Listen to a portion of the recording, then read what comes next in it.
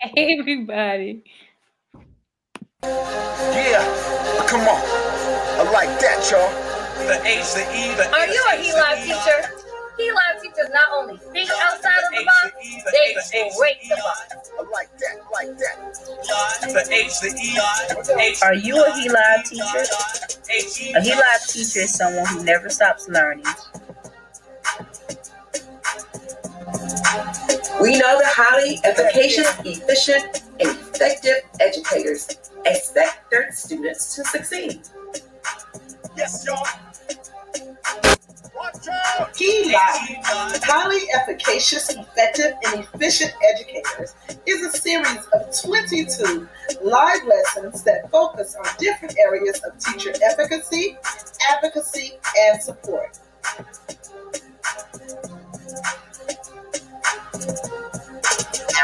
L.I.V.E teacher brings fun into the classroom. L.I.V.E teachers bring excitement to the classroom. They welcome change into their classroom. They are masters of the subject and the content that they teach. And most importantly, they never stop learning. So again, I ask, are you a L.I.V.E teacher? We're excited that you can join us, so stay tuned for our upcoming L.I.V.E lessons, and we look forward to learning and growing with you. Thank you.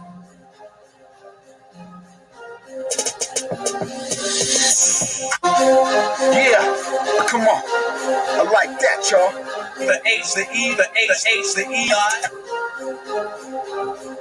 the H, the E, the H, the E, I like that, The H, the E, H, E, H, E.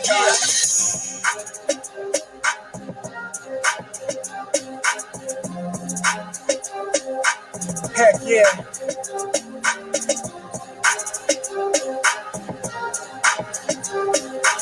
Yes, y'all. Watch out. H-E-Y.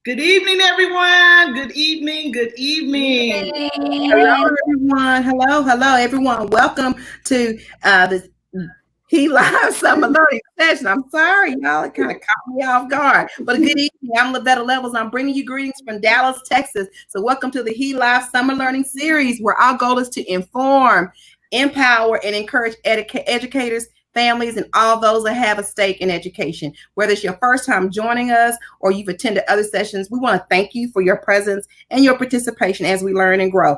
Make sure that you continue to watch the rest of tonight's show, share it, tag your friends. Hi, again, I'm Lavetta Levels. Tag Seminary, you're it.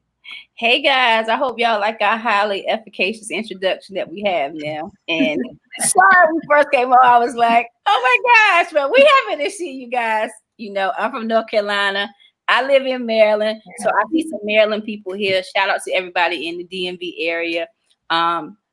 Isis, tag your it. Good evening, everyone. Welcome to our He.Live Summer Series. I am Isis Span, bringing you all greetings from Moncks Corner, South Carolina. And tag Keishla, you are it. Good evening, everyone. My name is Keishla Wiley, and I am bringing you greetings from Dallas, Texas, by way of DeSoto, Texas. Thank you all for joining us tonight. We have an amazing guest panelist to share with you all tonight, to share with us tonight. And so we're eager, we're excited. The learning continues. It just doesn't stop. It's summertime, but summer learning is ongoing. And I have the honor and the privilege to introduce our guest panelist for tonight. So I'm super excited about that. Let me tell you a little bit about who she is. She has positively impacted the field of education for the past 15 years. Raechel Broussard currently serves as the Dean of Curriculum and Instruction at MR Knoll Middle School in Sheldon ISD, which is in Houston, Texas. She is currently working with DTech Tag as one of the Texas representatives, advocating for equity through federal legislation and policy and promoting best practices that helps all students. She is trained in various elements of teacher and student efficacy, social justice, culturally responsive pedagogy, and community improvement and involvement initiatives. Ms. Broussard has dedicated her career to improving academic achievement for all students and building capacity in educators. You guys, y'all get ready, get your popcorn ready, get settled down, because you are in for an amazing presentation. He.Live, help me welcome Miss Raechel Broussard. Welcome. That make me feel like I'm a prize fighter. You know, You are. Yeah.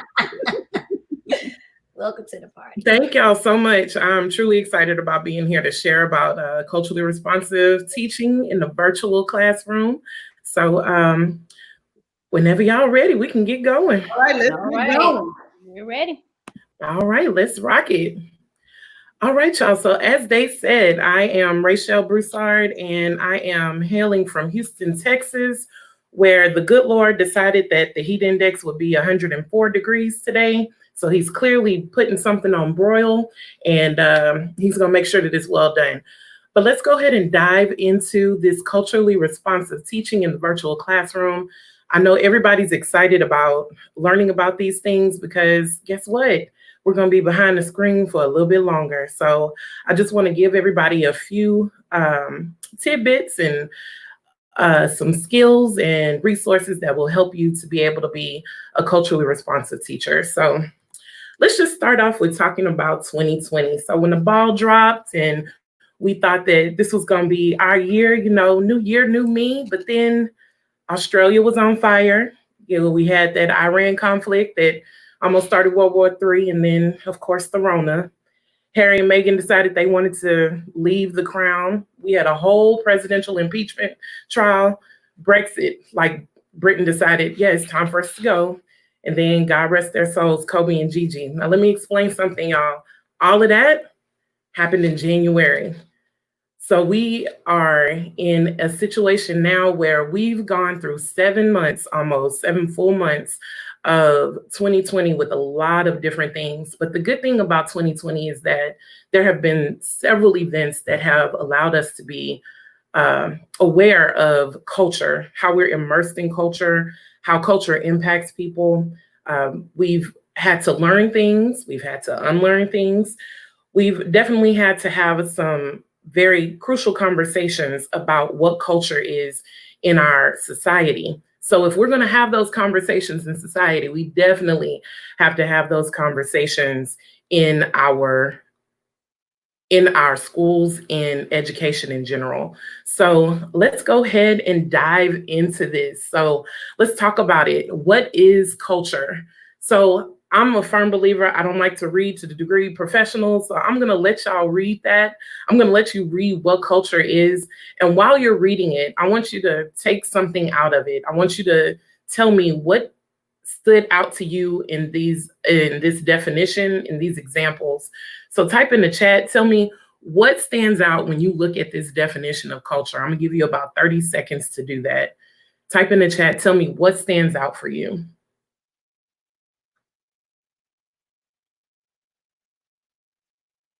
All right, I see y'all typing some good stuff in here. I see y'all are saying social institution, the arts, okay? Awesome. Definitely our beliefs, habits, customs.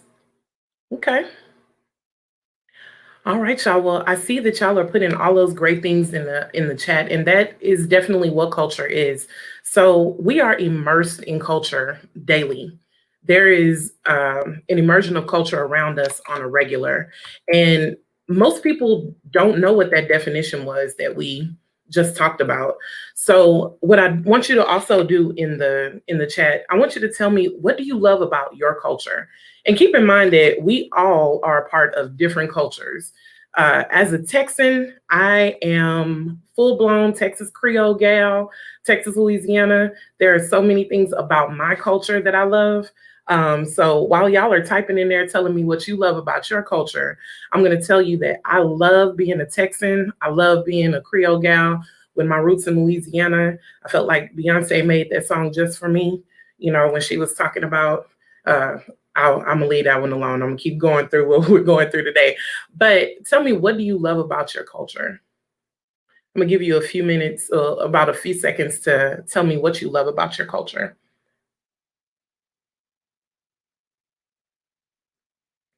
All right, I love seeing some of these things. Yes, we are good at everything. We are. We do a lot of great things in our culture in Texas. Yeah, I know y'all feel like it might be a Texas takeover tonight. It probably is, but I'm South Texas. The North Texans, I'm gonna let them make a pass today, though. So let's talk about this. When was the last time somebody asked you, what do you love about your culture? I need that to resonate. When was the last time somebody asked you, what do you love about your culture? And then as an educator, I need you to think, when was the last time you asked your students that? When was the last time you asked your students, what do you love about your culture? So one of the major things that we have to understand when we are talking about culturally responsive education, when we're talking about culturally responsive teaching, is that I have to know my students and I have to know what they love about themselves, what they love about their culture, because their culture, that's not something that they can just take off or pass by, even though sometimes it feels like in education, they may not see themselves. They may not see what they know to be true when they go home, when they're in their communities. And we have to make sure that we include all of those things when it comes to education on a regular. So again, think about, when was the last time somebody asked you this question? And is this something that you need to ask your kids? Even in a virtual setting, when we're having this conversation right now, we're talking, I can have the same conversation with kids and I can ask them, hey, what are you so happy about with your culture? What makes it so exciting? And guaranteed that they become the experts in talking about themselves. And you will see kids who are introverted. You will see kids who don't want to engage maybe in your Zoom meeting, or if you're on your Microsoft Teams or Google Meets, you ask kids that question, and I promise you, they will come alive and they will tell you what they know about themselves. So let's keep going. Now, when we talked about culture, we know what culture is. Now let's talk about what is culturally responsive teaching. Now, one of the things I have to thank Miss Lavetta Levels, she posted not too long ago, posted an article that was by Ms. Loretta Hammond. And I was so intrigued by that article that I purchased the book. Of course, we're, in our digital age, right? I immediately went to Amazon, which I have a love-hate relationship with Amazon right now. I know some of you probably feel the same way. Here we are in lockdown on timeout, and all we can do is either order food or order stuff from Amazon. The boxes are getting real piled up, y'all, for me. But I bought this book, and this book is phenomenal. And one of the things that Zaretta Hammond, she does make sure that she talks about the guru, the person who started this, Lansing Billings, and it talks about culturally responsive teaching. What is it? So I'm going to read this definition to you. It's a pedagogy that recognizes the importance of including students' cultural references in all aspects of learning. So I need you to think about whatever your favorite subject is to teach. And I need you to think about how students can see themselves in that particular subject. If it's taking you a minute to think back on a particular lesson that encompasses students' culture, whether it be their ethnic culture, their social culture, even popular culture, then that means we need to do some work when it comes to culturally responsive teaching. So as we continue to go through this, I want you to start thinking about how this looks in a regular classroom, and then how we can transfer this to the virtual classroom as well. So let's keep moving, y'all, because I really want y'all to see some of these things. So I need some people may have to go back further than others. So I'm gonna go ahead and date myself and say that I'm a Zennial. I was, where the 80s babies? Any 80s babies in here with me? I hope that 1983, because that was a great year. March 1st, 1983, to be specific. But so when we talk about going into the virtual classroom, we have to understand who we're dealing with. Most of us are digital immigrants. We are individuals who, and again, I'm going to date myself, who love playing Oregon Trail on that big Apple computer, that had no type of pixels. You had two colors, and that was brown and that ugly green. Y'all know what I'm talking about. Now, the digital natives, though, the ones that we are teaching, knew how to operate a cell phone or a tablet before they knew how to talk. So when we are trying to incorporate culturally responsive teaching into the virtual classroom, we have to remember who we're dealing with. We're dealing with digital natives. We are dealing with the individuals who are super tech savvy. Now, they may not know how to type well. They know how to text well, though. They can use those thumbs. But they are definitely individuals who know how to navigate through technology. We're in the 21st century. It's 2020. And they need these type of 21st century skills. So when you look over, you're looking at the learning skills that they need, the literacy skills that they need, and then these life skills that the kids need. We need to make sure that they understand that everything that we're doing is preparing them for what their 21st century lifestyle is going to look like.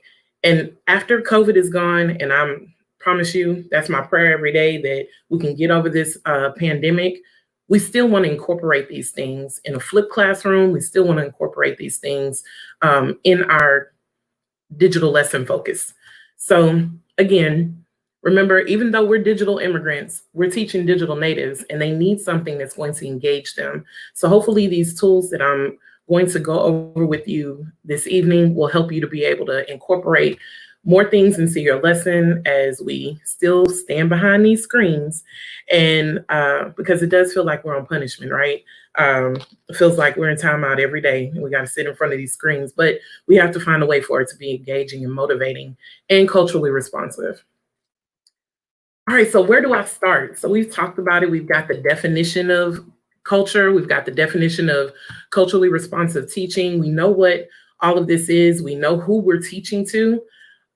So I would always say that we have to start.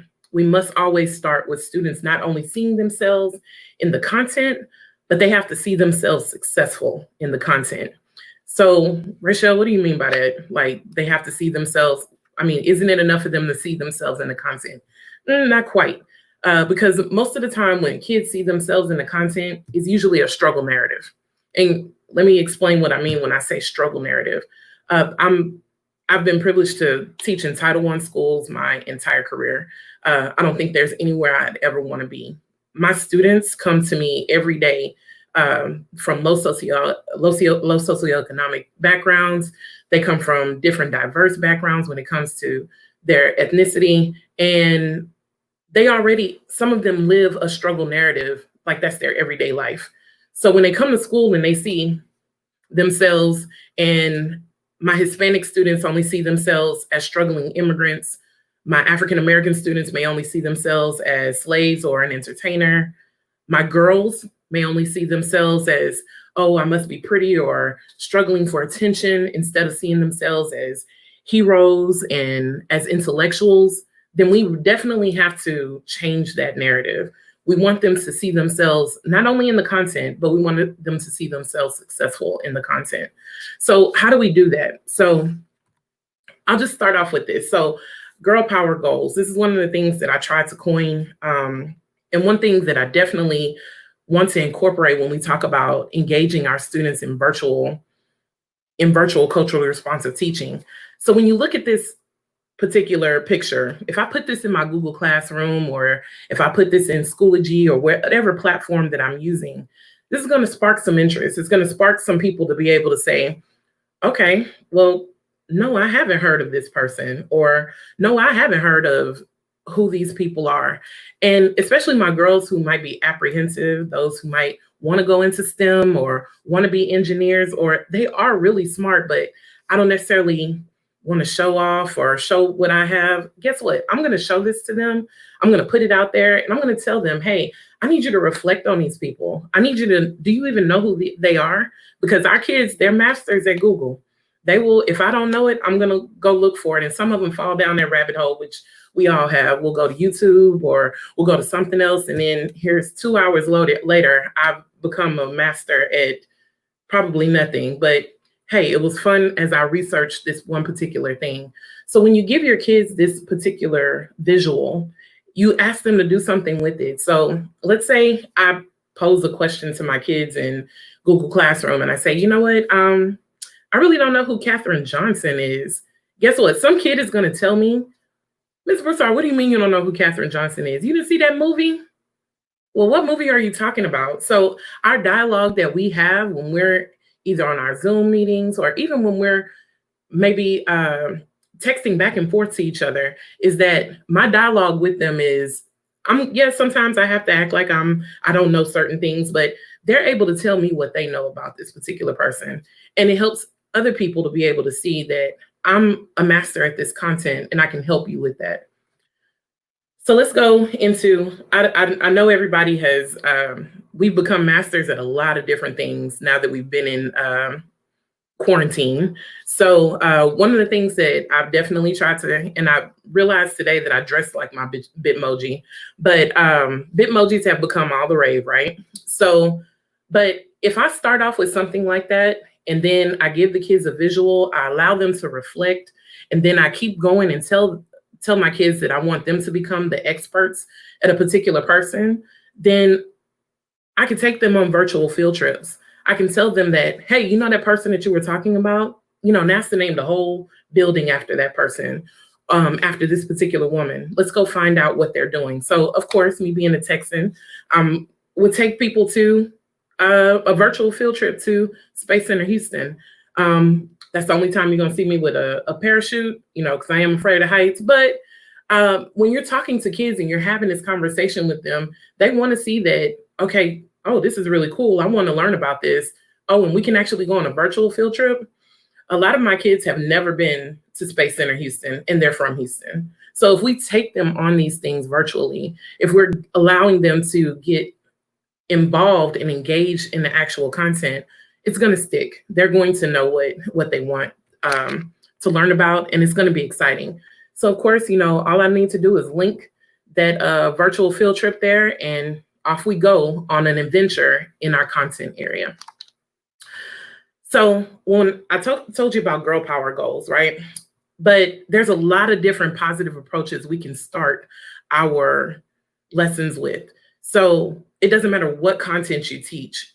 You can have sensational scientists that you highlight one day, marvelous mathematicians, remarkable readers and writers, heroic history makers and historians. Or I can go by the days of the week and say, okay, today we're going to talk about mentors that we love on Monday, trailblazers on Tuesday, Wednesday with Wisdom Wednesday. We did this in our district. I'm really proud of my district for some of the things that we were able to do during remote learning. We had a theme every week. We even had a TikTok Thursday. Some of the things were so funny that we were able to see. And I definitely have to put this plug in. If you are not embracing what the kids are on and utilizing that in your lessons, then you're missing out on an opportunity to connect with kids. So Throwback Thursday, that could be something with a history focus, Fine Arts Friday, or Flex on them Friday. You know, have kids be able to say, listen, I learned about this person and man, they're really flexing in their particular content area, or they're flexing in their particular field.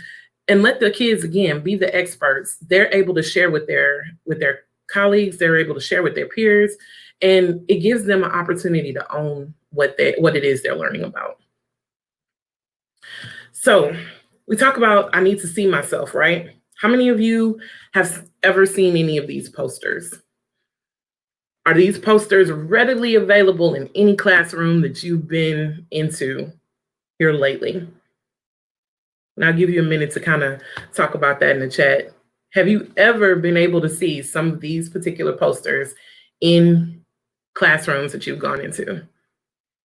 Now, if you haven't seen them in physical classrooms, then you definitely need to make these available in a virtual classroom. So as soon as kids log on, they need to be able to see, oh, wait, what's this picture that my teacher has posted in here? Wait, I didn't know that the Hispanic American scientists, we have NASA individuals, we have people who are part of the military, they're all over.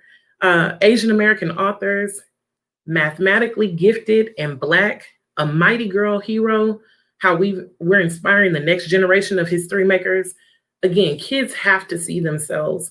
And if you're putting these posters in your virtual classrooms, if you're putting it out there for kids to be able to interact with, then they're going to come back and tell you, guaranteed, they're going to say, you know what, I looked up one of those people that you posted. And then you say, really? Wait, before you tell me that, I want you to be able to tell the rest of your classmates when we have our discussion today. So as we're having this discussion, again, I'm the teacher as the facilitator. I'm not leading the lesson. All I have to do is piggyback on what those kids are learning. All right, we're just going to keep on rolling with it. Now let's talk about some of these tools that we can use when we're utilizing some of the things that I was just talking about. So some of us may be familiar with all of these things, but if I want kids to reflect on what the content that I'm putting out in my virtual classrooms, I can use things like Padlet, which is a virtual board for kids to be able to have discussion. Glogster allows kids to make interactive virtual posters. Jamboard, Google Jamboard is amazing. It allows you to do so many different things. It's a virtual whiteboard. Edgy allows you to interact with any type of document. The whole class can interact with one document and annotate and write reflections. And then of course, Poll Everywhere can give you various tools to be able to get reflection from students. So I do want to say that I have all of these things available to everyone in a Google folder. You'll get that link at the end. You'll have all my contact information. So if you ever want to ask me about any of these things, you're definitely able to do that. So I definitely want to give a shout out to some friends of mine who actually started an amazing platform called For the Cultural Literacy. And in this platform, they have sessions where they highlight marginalized voices. They talk about so many different things that are available to teachers that brings in voices that kids want to hear. So they actually had a training today. So shout out to all of my friends who are part of this. They are doing great things by telling people how to bring literacy into their tangible classrooms and their virtual classrooms. One of the things that I do want to talk about when we're talking about getting kids to read, getting kids to actually enjoy reading is, how do we promote it? What are we pushing out that they're actually able to see? One of the things that my instructional specialist and I worked on during Black History Month, many of you might have been able to see a commercial that came on. It was the most searched. Google came out with all the African Americans who were most searched. So you had Serena Williams, who was the most searched woman tennis player. You had all these different things. We created a whole lesson off of one commercial. And we have to think like that when we're coming into how are kids going to understand different content? How are they going to get engaged into what I want them to read? We have to be able to give them something that's going to spark their interest. And it might have to be unconventional. It might have to be a commercial, or it might have to be a music video that I have them analyze, and then I'm going to have them dissect all of these different things and connect it to the reading passage that I want them to connect it to. But remember, we have to let them see themselves. So books like I'm Not Your Perfect Mexican Daughter, or Children of Blood and Bone, or The Hate You Give, which turned into a movie. All of these books that are based on movies, if you give the kids the content to understand, they are going to want to tell you about everything that they're learning. Or, I watched this movie and it was nothing like the book, miss. And you're able to have that dialogue, and you can have that dialogue in a virtual setting. So one of the programs that we are privileged to have here in my district is Go Book Pathways. And they actually make math fun with project-based learning that they have. This particular performance task is on the Pythagorean theorem, and it's all on Steph Curry's shot. Can you imagine what kids are able to do? I can see it right now. Kids, you do this particular thing. Now they have an element where you watch a video clip, you read through different things, and then you investigate in that particular process. Can you see some of our boys right now, even our girls? You push this up and immediately they're putting their shot up in the screen. They're like, Miss, you don't know nothing about Steph Curry? Okay, well, let's see. Do you know something about Steph Curry? Can you calculate is he going to be successful? If you bring this content in and you bring it into the virtual environment, it's going to help our kids to be able to be successful. So let's talk about those digital tools that's going to help you to be able to push all of the things that I was just talking about. So a lot of people, of course, know about Nearpod. It's definitely a great virtual presentation or a lecture tool that helps you to be able to put a lot of different content, but it also allows you to be able to assess students as you go forward. So I give you content, you get to read something, you get to play a video and look at certain things, but you always assess them in the midst of it. Google Meets, of course, that's something that a lot of us have gotten familiar with, but if I'm on Twitter and I'm looking at a particular, I'm following a particular author or athlete or mathematician or scientist, how about I get them to come in and lecture for my students? So we can use all of these different elements. Tour Builder helps you to create a virtual map setting where you can have questions at each stop so kids can take a trip to places they've never been. Edpuzzle and Biolog helps you to be able to put content into videos. So we know kids love to watch YouTube, you love to watch videos, they will spend hours on TikTok. So why not take that and use it to our advantage? So let's talk about maybe bringing in popular culture into what we're teaching students. So when we talk about, you're looking at this is a Netflix template. I have this in the shared information that I'm going to give to everybody. But if I have this Netflix template and I'm going through a presentation on We Were There Too. Right now, we know in society, we see our young students, they're making their voice heard, they're doing different things. But we need to let them know, hey, you weren't the first to do it. There were so many people throughout history, young people, same age as you, similar situations as you, that saw different things that they weren't happy with, and they used their voice too. So I can use different platforms. I can tell them different documentaries that I may have watched on Netflix and tell them, hey, listen, I want you to look at that. And then I have an excerpt from this book that I want you to be able to compare it to. And again, all of it while having this particular platform that is built like Netflix in our Google Slides. So you have this. Now I'm going to end with this. Anybody who knows me knows that I've watched Hamilton one too many times since it's come out.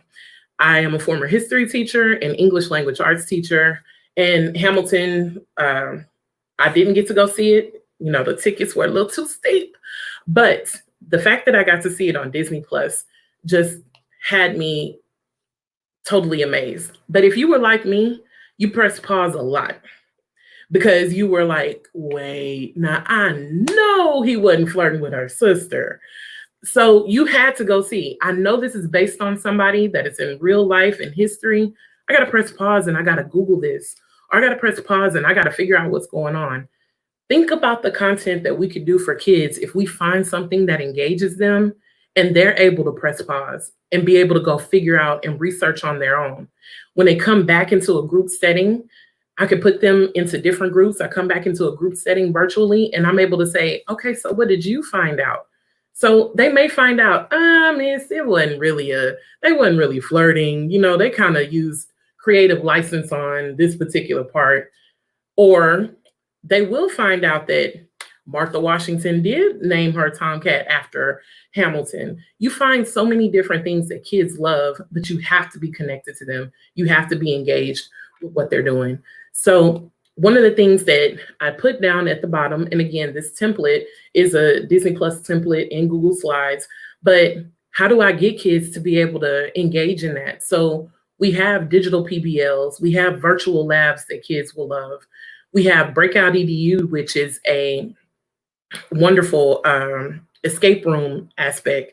You have e-binders that if your school is involved with Avid, they have given a great platform for e-binders. ThingLink, which will give you a poster and you're able to put links to all sorts of different things based on just one picture or even a classroom setting. And of course, I put at the bottom many different elements, different books that I've read or I am reading that deals with culturally responsive teaching. So I will leave you with this. When we're talking about culturally responsive teaching, when we're talking about culturally responsive teaching in a virtual classroom, remember, you have to think about what engages kids and you have to make sure that it is all in whatever platform that you're using. You have to make sure that it's not just, I'm sitting in front of a screen, just clicking numbers, clicking letters. I need to be able to have conversations. I need to be able to engage with my peers, and I need to be the expert. And how we have to make sure that they're the expert through making sure that they understand something through their own lens. So here's my wonderful Bitmoji classroom. I want you to embrace the culture. Please keep in touch. You can follow me on Twitter at Educator Goals, and you can email me if you have any questions about anything that I discussed tonight, educatorgoals@gmail.com. And I definitely want you to copy down that link because all of the resources that I talked about today, many of the templates that you saw in the presentation, and some of the lessons that I talked about are all in that folder that you'll be able to see right there. So I hope that you got something out of tonight. I know it was real quick, fast, and in a hurry, but if you have any questions, please reach out to me. I am definitely an approachable person. I will get back to you if I'm not watching Hamilton. So I hope that you got something great out of tonight. And I hope that as we continue to be in this virtual setting, you will be able to have some resources and tools in your toolbox that will be able to help you to be a culturally responsive educator. So thank you, everybody. Oh, Miss Raechel, you did an amazing job. I'm trying to push up comments. I'm trying to pay attention. I'm trying to listen. You did an amazing job. So first, I am an 80s baby. So I'm just 2 years older than you, but I'm an 80s baby. And what I heard from you, what resonated with me the most was engagement,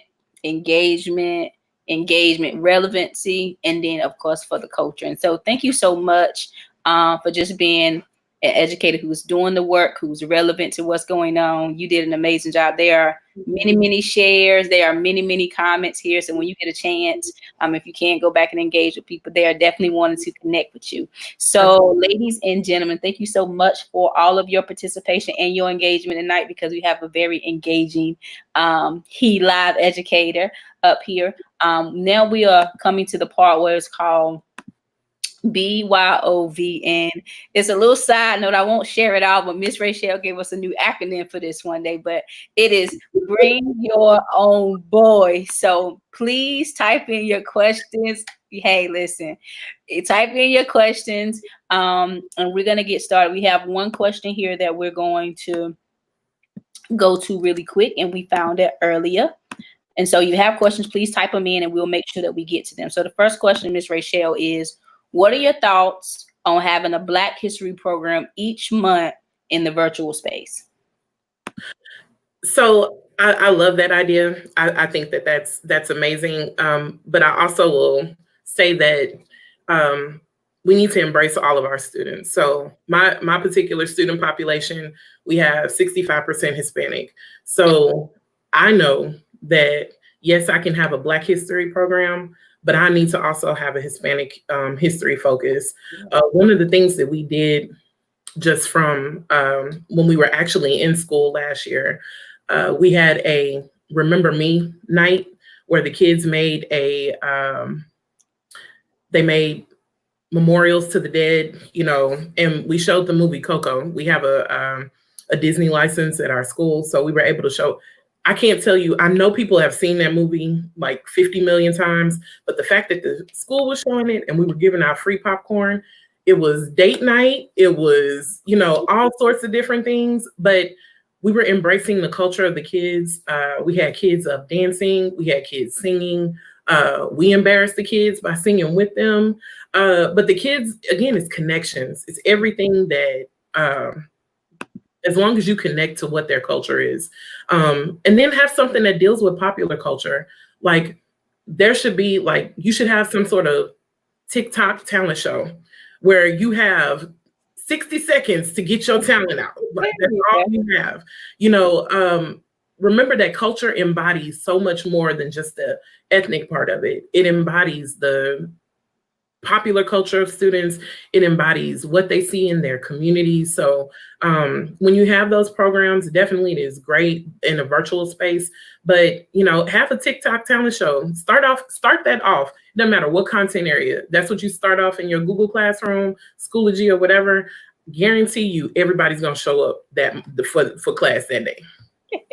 And I can relate to that, because when we started online towards the end of the year, I wasn't getting as much engagement. So I would go in and now ask them different things. So I ask, hey, how many of you have TikTok videos? So they would respond, yeah. And some of them who didn't necessarily turn in their Google Classroom work, they was emailing me all kinds of videos. So I know for a fact that works. And I too teach at a predominantly Hispanic school. So thank you so much for sharing that.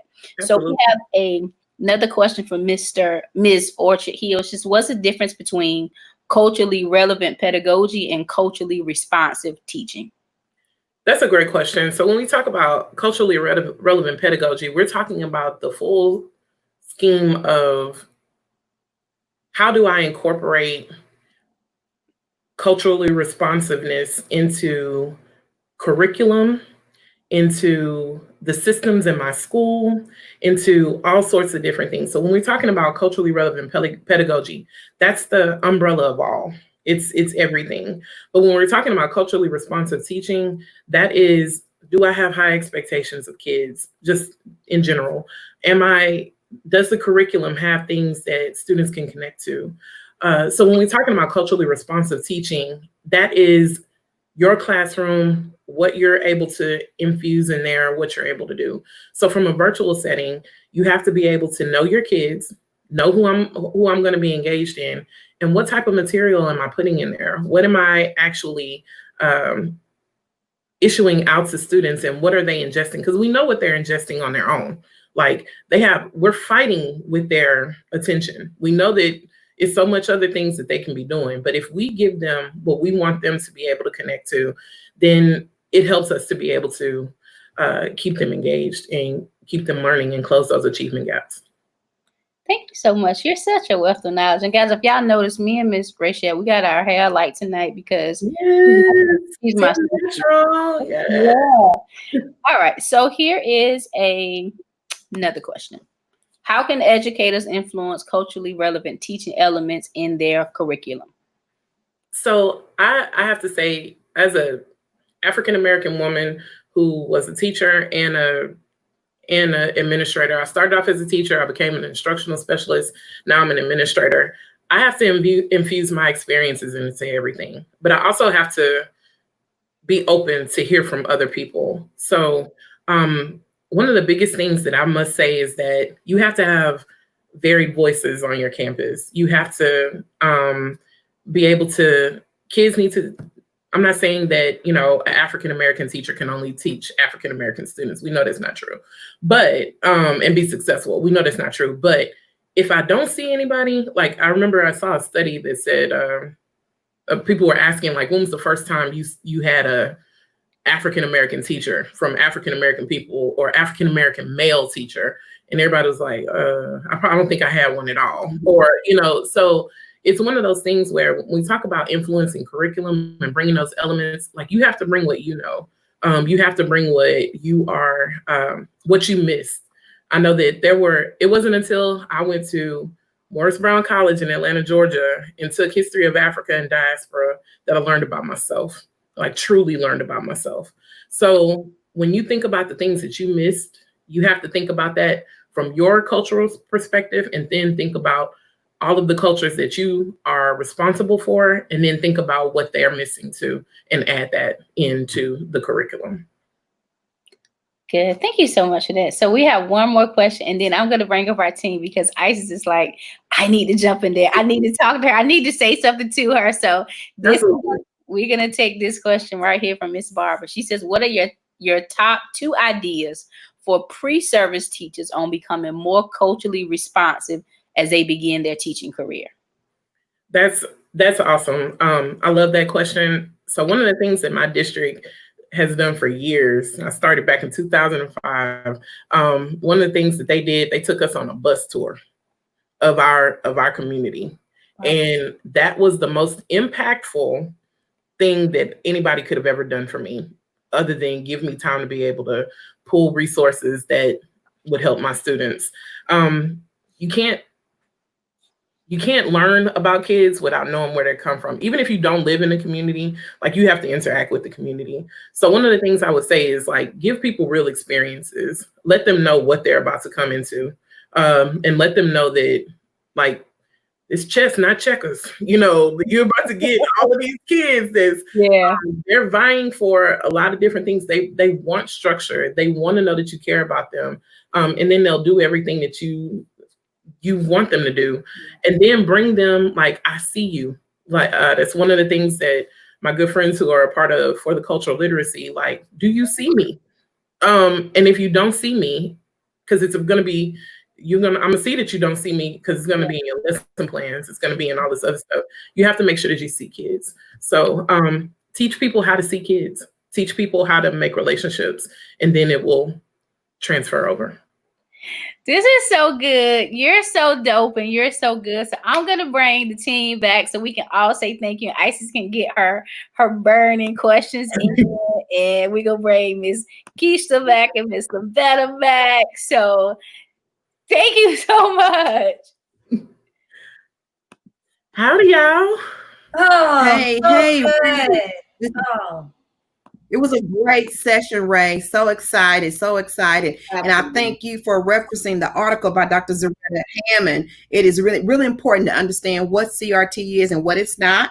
It's not rapping a song. It is about understanding and connecting to children first and developing that trust and that relationship, so that they allow you in their zone. So when they don't trust you, then you can't teach them. Right. And so thank you for providing that the foundation of what it is and all your wonderful ideas. Yes, absolutely. Thank you all. I appreciate you all for just allowing me to be able to do what I love. This is something, if I could do this all day, every day, like I would. Yeah. The baby's gonna learn something. You're gonna learn today. Right. Love it. Love it. Love it. Yes. Isis, did you have a question for Raechel? No, I didn't have a question. Y'all probably just saw my hands going everywhere because every time she said something, I was like, yes, that's it. Because I literally did a training on TikTok. And people were just like, why are you talking about TikTok? Why are you doing the whole training on TikTok? I'm just like, if you can hit a quick little, I mean, of course they have to love you as a person and be interested in you as a person first. And then you move into what they love and what they like. It was just all good, girl. So my hands were flailing. I didn't have a question because my hands were flailing because I was just so excited and I was just so wrapped into it. But you did so good. Thank you. I appreciate it. I mean, so I will tell you this, my administrative team, we did a whole TikTok to wipe me down. And it isn't about rapping, but we did it. Right when COVID happened, we had our mask on, got on the stallion, got this big stallion thing. Yeah. We did that on TikTok. I can't tell you how many kids were like, wait, we can ride the stallion? I was like, you better not go over there. All of those different things that, I mean, and we got so much engagement from the kids. Right. And we were like, oh God, those are our administrators. Those are the old people at the school. But they were like, did you see what they did though? And so the next thing was, when can we make one together? Yes. Once you connect with them, once they connect, like know that you love them and connect with them, they'll do anything else for you. Right. It's all about connection and relationships. Yeah. Yep. That's it. Good job. So next week we'll have Isis Fan with her TikTok videos, okay? And Miss Rashad, you have them on. I will put these videos up. Listen, on behalf of the He-Li, Miss Raechel, this has been amazing. You are so dope. Thank you so much. On behalf of the want to say thank you so much for presenting for the summer He-Li summer program. There was lots and lots of engagements, more blessings and more grace to you. Please stay on at the end so we could, say goodbye to you in backstage. So thank you all so much, and we will turn it over to Miss Keisha.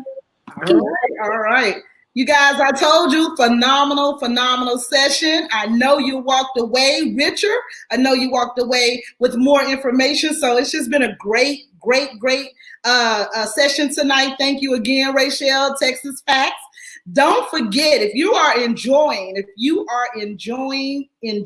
receiving and growing from the information that we're sharing, continue to join us next week, next Tuesday, July 21st. We have Miss Amisa Green. Amisa's going to come talk to us about how to explore questioning in learners pre-K to middle school. So we're going to explore questioning in the learners. We're gonna get some tips on which questions we should be asking and how we should be asking those questions. So that's going to be a great session. Also on Thursday, July 23rd, we have Miss Tia Gilliam Wilson. She's going to be cooking up learning, turning your kitchen into a classroom. Now, did y'all hear that? Not turning your classroom into a kitchen, but turning your kitchen into a classroom. So you definitely want to join with us on next Tuesday and Thursday for the phenomenal sessions that we have coming up. Also, you see the He-Li survey link going across the screen. Go ahead and grab that survey link and fill out the survey and give us your feedback. You give us that feedback, we're going to be able to continue to produce better content for you, and so that we can all continue to move forward. Also, if you fill out that survey, your name is entered into a drawing. And with that drawing, you are entered, you have the opportunity to win a Visa gift card. We're going to do our drawing from last week. Let's see. Well, not last week, it was Tuesday. Our first winner is Chanel Fisher. Congratulations, Miss Chanel Fisher. And our second winner is, hey, Miss Pamela Criswell. Congratulations, Pamela. Congratulations, Chanel.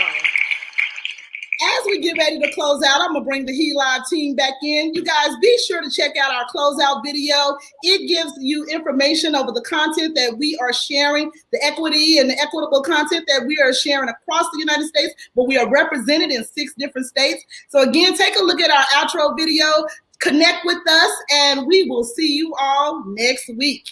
Have a good night. Good night. We gotta fight against them, but we need numbers.